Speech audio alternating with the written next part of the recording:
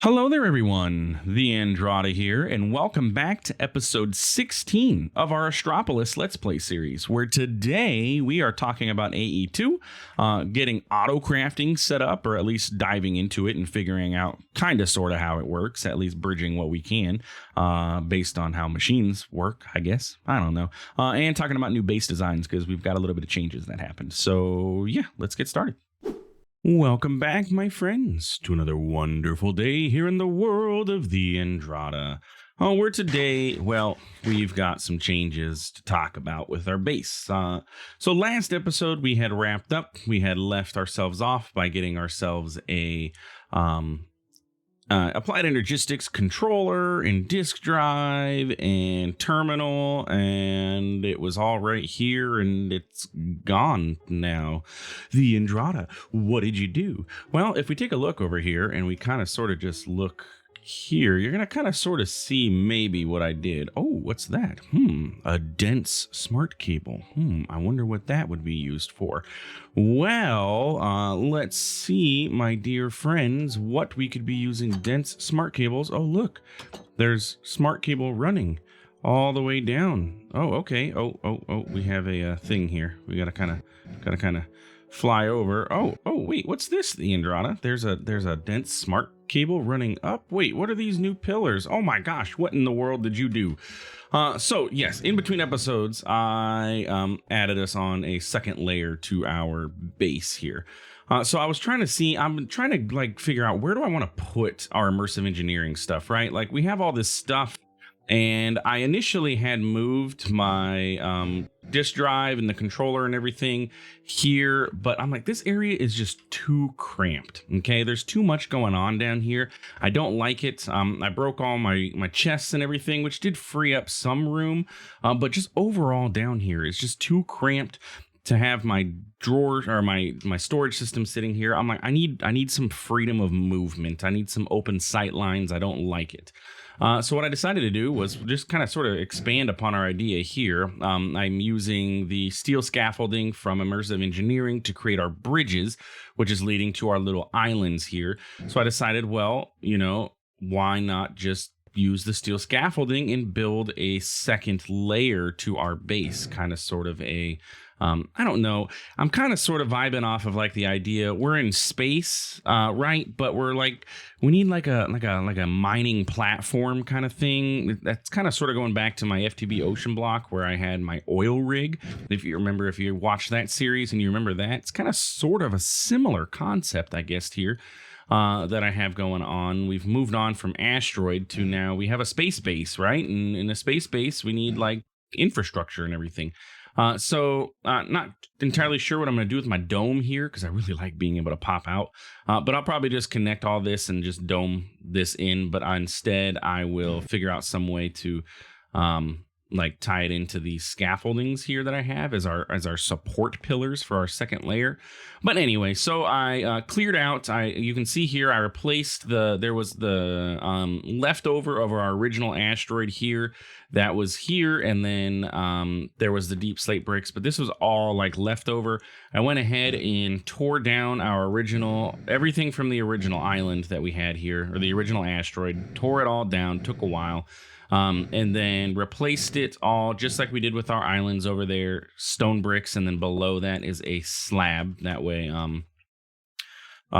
if things fall or whatever, we have something to catch it and everything, kind of sort of build upon. And then what I did was I set up another tower, or a power flower tower. I can't remember which order I say that in. A power flower tower, and I set this back up with a energy cube and then our controller. So all the power from the power flower tower is going into the energy cube here, and if I place something down, I can stop there we go. The jetpack makes things nice for building, but it's still kind of sort of the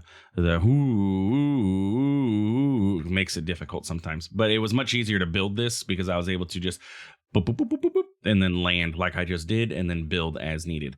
Anyway, so the energy cube is getting all of the power. It's set up to input on all sides and then output to the top. So this is a dedicated power supply for our controller. Our controller is chilling, so it's just sitting here doing its thing. We have a passive energy drain of 3 RF per tick, so we're more than good with our 1.6 million buffer here, and we're generating 448. So it's really not using terribly too much power overall. But what I did was go ahead and upgraded our cables. So if we look at AE2 and we look at cables, we started out with our Fluix glass cables, right? And then all we have to do to convert those over to the smart cables is not that. We just use regular redstone and glowstone dust, but we had to cover them first. Where is covered cables? Covered cable is just wool. Before we turned them smart, we just wooled it up. So we took our glass cables. I got some wool, and I have plenty of string, so I made a bunch of wool, covered up our cables. From there, we were able to turn them into smart cables by giving it redstone and glowstone, which we already have. And then I can convert those into dense cables by combining 4 of those into dense cables. So you're going to see here in my backpack, I've got a little bit of extra of both of those still. But basically then I just flew and bridged all of our platforms. None of them are actually hooked up to it. Well, okay, I lied. One of them is hooked up to stuff, but I just ran the dense cable down there. So that way we have access to it and for when we need to use it, if we need to use it. So what that does, the controller, each face of the controller, so each physical face of the controller is able to output 32 channels, which means it can control 32 different machines, or 32 different items from AE2 kind of thing. Like, so if I could have 32 different pattern providers or 32 different molecular assemblers and things like that hooked up to there, I guess, is how I'm assuming that's going to work. I don't know exactly how channels chain, like, if I have 2 molecular assemblers, is that only 1 channel or is that actually 2 channels? The nice thing with the smart cable is it actually tells us. So you can see here, I'm using 1 of my 32 channels in this room, and you'll see what that's for.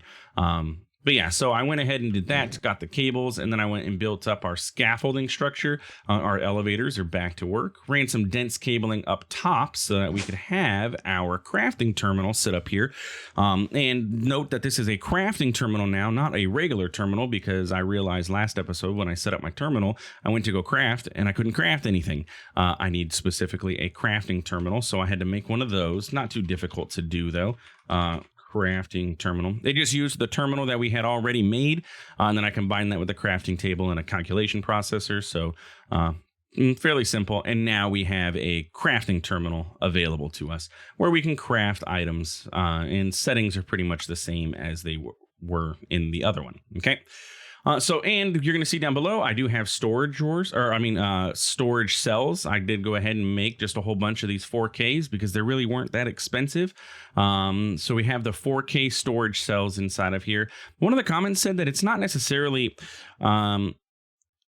4K is not necessarily like any more benefit than the 1Ks, because as you can see here, I have 63. This is full 63 types, but I still have half of the bytes unused, which means that the rest of that space, unless I go ahead and add more treated wood planks or slag or blackstone or coal coke to this, I'm really wasting that extra space there.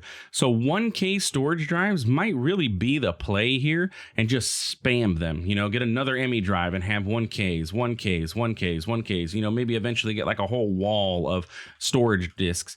That way we have the types available, and then, the extra storage doesn't really take, I'm not wasting the bytes used. And if anything overflows, it would use another type in another drawer, but that would be like, okay, I guess. We'll see what happens. Anyway, so I have that coming up here. There is a dense cable down there. Maybe hopefully I can pick this up. Nope, figures. So the dense cable, I just have it hooked directly up to the ME drive. Really doesn't make too much of a difference there. It's just basically extending that controller face. And then I have our disk drive, smart cable sitting here, and then crafting terminal here. Also threw a trash can back there for any trash canning needs. Up here, what I did was I have our steel scaffolding. So just made a whole bunch of steel. The scaffolding's fairly cheap. It's not really that difficult to make. And I like the industrial kind of look of it. So you have to make this scaffolding first, and then convert it. Yeah. So this is steel ingots and steel rods, all of which we have, and we can make steel rods in our presses, and it makes 6 each. It's really not that bad. And then you can convert them to these different types by just throwing it into your crafting grid. So if I go pop in here, I have some extra. I don't know why coal coat keeps popping up. Like if I just put this here, it'll turn it into this type of steel scaffolding. And then if I put this here, it'll turn it back into the original. And then if I put this here, it turns it into this floor pattern. And then if I put this here, it'll turn it into this wood pattern, kind of sort of thing. So we can just cycle through the different types. And that's what I did. So we have steel scaffolding here with the grates. This is like intended for walking. And then I have like the treated wood scaffolding. Oh, and this is specifically treated wood scaffolding. I didn't like the look of the other one. And this is just made with treated wood and sticks. The only thing I don't like with this is all connected, right? The directionality is all here, but then we get over here and they all face, what is this? East to west. I don't know how to I don't know if I can rotate these to turn them and have them face this direction. So like over here, everything's connected, but then over here, it's just chop, chop, chop, chop, chop. Ideally, I'd probably just have it all be chop, chop, chop, chop, chop. I don't know.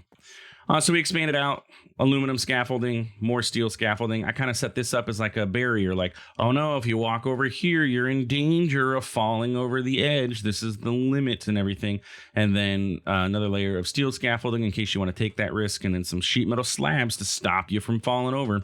Ultimately, I believe I made this, this is 25 by 25. And then, yeah. And my idea here, my goal, I think, is to expand this way now, because we've already expanded this way, which is going to be a pain because Minecraft, those diagonals are always a pain. But I'll expand out this way and create some more sort of islandy things that we can build upon later. And then stuff can come up here as needed, though what, I don't quite know yet. Anyway, all that being said, this is our new base design. I'm digging how I set this up and everything. It honestly didn't take terribly too long either, especially with wands and everything like that. I just burnt through a bunch of iron wands, and it's really not that difficult. But yeah, so if we go into our storage room, you're going to see I moved our automatic processors for our just general base resources into here. Also upgraded all of these with a copper upgrade. Kind of condensed them down because, as we learned, there are different, and again, those are back in there. There are the polar upgrades for our drawers. Well, there's the pusher upgrades for our drawers. There's also polar upgrades, which you can configure to pull from an inventory above. So this is just pulling automatically from this slot into there. So no hoppers or pipes needed to bridge that. The drawer just handles all of the movements, which is great. So we put copper upgrades in there so that these can store up to 16,000 of each resource. And then same thing over here. These are doing the same with a polar, pulling our sand and everything into there, and then linked everything up to our drawer. And our chest should be happy because I did relink those, so we're good to go. And then in here is just a smart cable, but we have smart cable continuing to run down here because on the bottom of our controller, I have a storage bus hooked up. This is the device that I said that's going to allow you to attach to external storages. So I have this set up with a priority of 1,000 so that this is where every item is going to go from first, no matter what. And I lost that brick because this took the place of the slabs and then it fell. So that brick is gone. Bye-bye now. So I'll have to get another brick. But the storage bus is chilling. It's sitting here, and it's allowing me to access everything in all of these drawers from our crafting terminal. I also have another storage bus set up over here in this room. Not here. I set up another controller here, which is paired to these drawers, which is our agricultural drawers. And then a storage bus is chilling there to access those in the storage room too. Because I don't need access to all of these drawers in there. Eventually, I'm going to need these shards, and I'll have to turn off our processing. But we'll see, how that works, or split processing, or we'll figure something out. But anyway, yeah. So then if we come in here, we have access to all of our stuff, and it's glorious. And I don't need the glowstone lanterns. And so, yeah, we can craft with everything that we have available to us in the system. So what I want to do today is start working on trying to get some sort of figuring out how autocrafting works with applied energistics, so we can start working on autocrafting things. And if possible, depending time-wise, maybe get our portal to Venus opened up, because I did get the stuff I need for that too. So let's go ahead and set down. Actually, I really don't need to set down the backpack. We can keep it on our hand. So if we look at our recipes here, right? First off, ignore this. We'll talk about this all in a second. We're going to talk about this here. I went to our quest book, looked for our what we need to do to get to Venus, because that's our next step, so we can get diamond and ender pearls and osmium and start unlocking Mekanism and all of that stuff. To start, we're going to need what's called red sandstone, right? Standard vanilla Minecraft red sandstone. However, it's not as easy to craft as you would think.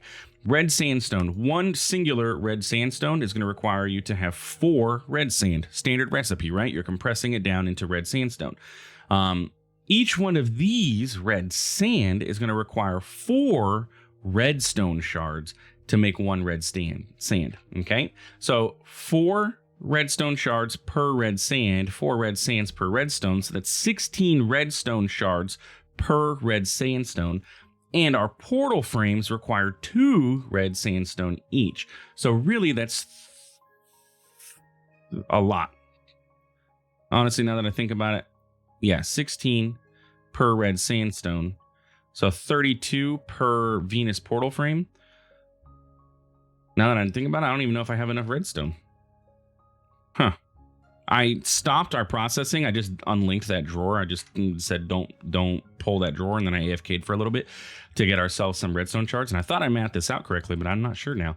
Also, each of these portal frames requires 4 mining belt portal frames, which if you remember correctly is going to be asteroid blocks and spacesuit upgrades. So I went ahead and made that, and then I forgot that I need to make formation cores and annihilation cores. So I'm gonna have to make some more processors and stuff. So I guess probably next episode's when we're gonna get to the portal frame. We'll see what happens. So we got that going for us. We'll get to that in a bit. We're gonna talk about this stuff up here. So I went through our quest line for our better storage, and I just crafted everything that was in here, and went through. I made a 4K storage, crafting storage as well. First, actually, I made the 4K crafting storage and then realized that the quest requires the 1K crafting storage, so I had to go back and make a 1K. So now we technically have 5K crafting of storage, 5K of crafting storage. But we have that available, and I just made all these other things just to see what, how do we autocraft with this. The only thing I haven't made yet is the energy acceptor to finish off this quest chain, so I'll add it to our to-do list, and then we can do that at some point just to get it done. But Mekanism does convert over to all the different energy types, so it's not really 100% necessary for us to use, but we'll make it just so that the quest can be completed. So let's take a look at what we have. So first things first, we have a crafting monitor, pattern encoding terminal, pattern access terminal. So I'm assuming this is like the pattern terminal or pattern. I can't remember what refined storage uses now, but that's what you use to actually make the patterns. And then the pattern access terminal is the crafter manager of like refined storage. So you can access all the patterns inside of there. And then your monitor is obviously where you can monitor the status of all of your crafts. So then we have our crafting storages. So we have a 1K crafting storage, like I said, and a 4K crafting storage. And this is what allows you to craft, autocraft. Like this is the buffer for the molecular assembler, I'm guessing is how that works. So we have our crafting storages. We have a co-processing unit. Now the co-processing unit isn't really going to help us at the moment, but what it does is it allows recipes to split between molecular assemblers, I believe is how that is, right? No, multiple crafting storages to work together. So that's going to bridge our crafting storages, I guess, to make that 5K. I honestly don't really know. Yeah, anyway, and then we have our pattern provider, which is how we access machines. These are the crafters, I guess you could say, of AE2, right? So this is what provides the patterns to the machine. So if I were to automate Mekanism, I would hook one of these up to it. And then we also have in here interfaces, okay? And interfaces are basically the same as how they are in the other mod, refined storage. So let's set these up and see how in the world these work. So let's just set them up next to each other. Now I believe I don't need cables for these, right? These are just going to work. Okay, so here's a 1K crafting storage and here's a 4K. So these two are now connected. However, I don't believe they can work in conjunction until I put that there and attach that to it. And if we were to look at this, we would now see that we are using more channels. So we have this going on. So now we can access technically 5K of crafting storage. So if we take a molecular assembler and we place this, I don't know, say here, we can see this is not doing anything, right? Because it doesn't have a recipe.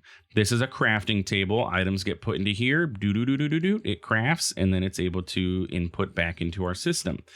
In order to use that, we have to use the pattern provider. So we have two ways this pattern provider can look. It can look as a block form, or it can look like this and then be hooked up to the sides. Now, it is offline now, though, because it needs a cable attached back to our network. So instead of doing that way, even though it looks more compact, if we put it in a block form, I believe, yes, it will now connect. It allows it to chain. And then this is where we can put our patterns to allow the molecular assembler to craft. At least that's what I think. That's how I think this is all going to work. We're going to find out for sure.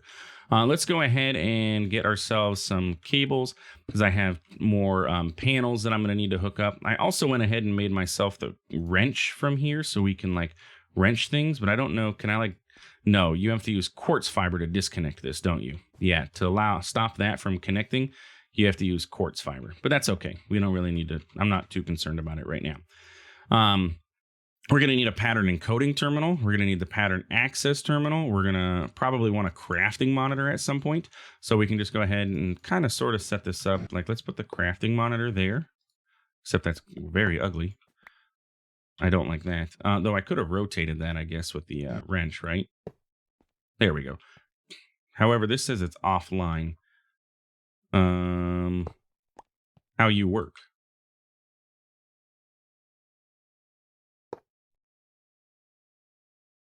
Okay, maybe the crafting monitor is not.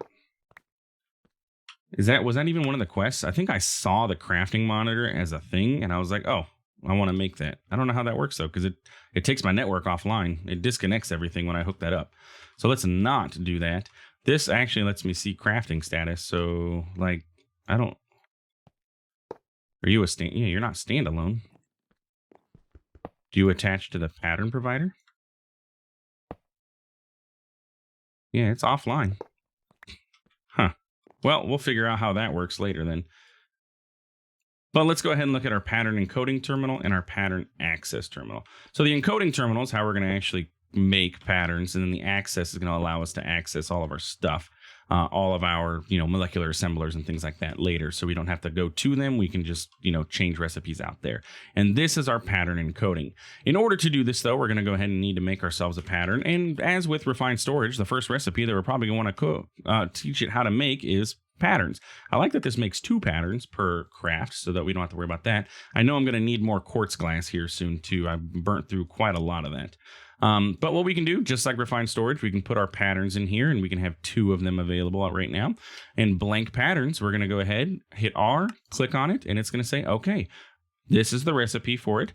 Do we want to substitute fluids instead of items? Okay, so what that means is, like, if it requires a bucket of water, but you can actually use like a bucket of water without the actual bucket portion, like you can just use the raw fluid, it will allow that to substitute the raw fluid if it's in the system, versus having to craft a bucket, put the water in it, and then put it in. I kind of like that. This allows substituting alternate recipes. So if you have or dictionary, like if you had Minecraft iron ingot and you had Mekanism iron ingot or whatever, it would allow you to substitute, so you can turn that on and off, and then you can clear your settings. So we're going to go ahead and encode this pattern, and now we have a crafting pattern. And what it does is crafts 2 blank patterns with all of the things. So if we put this inside of here, now theoretically, yeah, look, we can craft them. So if I click here and I say I want one of these, it's going to say, okay, here's your plan. This is the stuff you're going to need. Which CPU do you want to use? Well, we have... I'm assuming it's these, or is it that? Yeah, because that's the only kind of CPU that there is. So, well, I guess I can actually find out. Like if I click this next, CPU 1, coprocessor storage. Oh, okay. Yeah. So that is CPU 1 is this guy here, and it's connected to these 2. These 2 are in there. So it's allowing the 5,120. So that's why this is showing that, and we have a coprocessor of 1, so we can automatically do it and let it do it. Bam! You kind of sort of saw it go there, and it crafted 2 blank patterns. Can I craft 100? No, I'd be missing quartz glass. So it doesn't let me craft that many. Let's do 10. I'd be missing 1. Let's do 5. I just want to see this pop up into the molecular assembler is what I want to do. So you can see, there it goes. You saw it, put the ingredients in here and craft it. That's all I wanted to see, was that it actually does the thing. So now we have the blank patterns, and we can go ahead and put those into our pattern encoding terminal. The only thing that would be kind of nice, which I don't think that there is, in refined storage, we could hook up a export bus to this and automatically provide the patterns to this. Also, there's multiple different tabs. Oh, this is nice. Oh, we can craft with the smithing table. That's kind of cool. And we can choose automatic stone cut patterns. That's actually kind of nice. Processing patterns and just regular crafting patterns. I like it. This is not bad at all. Number of items, descending, just as with everything. And then over here, we can see, oh, look, we have this in here. So we can say, you know, I don't know what that toggle does. We need more things to do this. But we can say, okay, look, we can put items in the molecular assembler. And then each one of these can be sped up with acceleration cards to make them craft faster. So that is auto crafting. So now we could, if we wanted to, we can make more patterns for other things. So like if we need, we're going to need to make like annihilation cores here soon. So let's go ahead and teach the system how to make annihilation cores. Bam. We're going to need to make, what are those other cores? Formation cores. We'll teach the system how to make that. Bam. So if we take those and throw them in here, now if I request the annihilation cores, now, is it like Refine where I can control shift? No. Can I control click? No. Can I shift click? No. Refine storage allows you to, even though I have the items in here, I can still craft behind them, essentially. I bet you there is a hotkey. I just don't know what. C? R? No. I don't know what that hotkey would be. Shift right click? Control right click? Well, we'll find it. But now I can craft more of these. And yeah, so if I said I wanted to craft 10 of these, do I have? Okay, so that's 10 of those. Can I do 10 of these? Yeah, there we go. Now I have annihilation cores and formation cores. Perfect. Which helps me to make my portal frames. And then our last thing that we have is an interface, which again also has two ways that we can craft it. So if we're going to hook it up to machines, we'll do it the other way most likely. But the interface allows you to input items, just like the refined storage interface. I can have it export items, so I can just say, you know, keep a Fluix smart cable in hand. How many do I want? I like that because the interface from refined requires you to put a regulator upgrade in there. This just allows you to set it, and then we can clear that. So we can always keep whatever on hand. We can also put items into here, and it will dump them back into our system for us automatically. So that will be very handy as we start automating things. So with that being done, we can go ahead and throw this in there. And then we just have our export bus, pulls items out of our system. Import bus puts items into our system. And then we have a storage bus, which is, as you saw, is what it connects to external inventories. This crafting monitor, I really still don't know what to do with, but we'll figure that out. Okay, let's see if we can't get this portal opened. And the next episode, we'll be able to go start exploring Venus. So let's go ahead and throw all of this stuff in there. And I'm going to need to get myself some red sandstone. So we're going to need some red sand. So we're just going to make as much of that as I can. And that's 40. Okay, so that's 40 of those. And then that gets me 10 of those. But I needed 20. I need double the amount, because each of these requires 2. So I'm only going to be able to make 5 of these, and I need 5 more. So I do need to get some more redstone. So let's go ahead and disconnect. That's you. And I need to switch you to remove mode. I think I need to be in range of this. No, and that's not the one I want to be connected to. Let's connect to you. And then I need to... There we go. Remove that drawer. So now any redstone that gets processed will automatically it'll just take the shards and put them in there. So I'm going to have to AFK for a little while, and I can't really automate. I can't tick accelerate this because I can't get to that bottom. The bottom is what you have to tick accelerate. I can't, if I tick accelerate here, it doesn't matter. I have to tick accelerate there. And the hitbox for each of these is not going to allow me to do that. So I'd actually have to remove this. and I'm just not about that life. So what we'll do is AFK. I'll let that process for a little while, and then we'll come back next episode, and we're going to get our portal frame open.